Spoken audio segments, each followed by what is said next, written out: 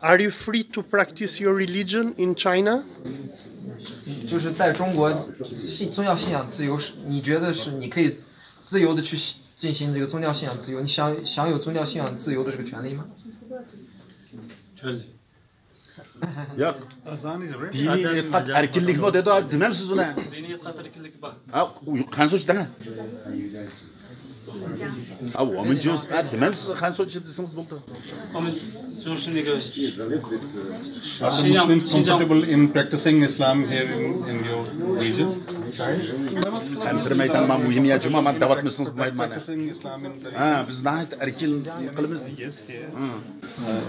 As far as the worship 他们还是问，就是说咱们这个从事宗教信仰的自由，是自由的可以信仰这个伊斯兰教吗？ Ha, tamam.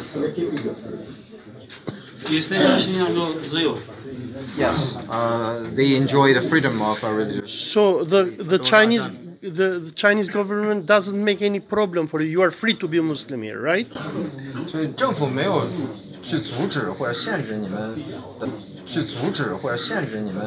的宗教信仰自由，你是完全可以选择去成为一个穆斯林。 Tuttunuz mu bu musu Uygur işlep vermez sizge?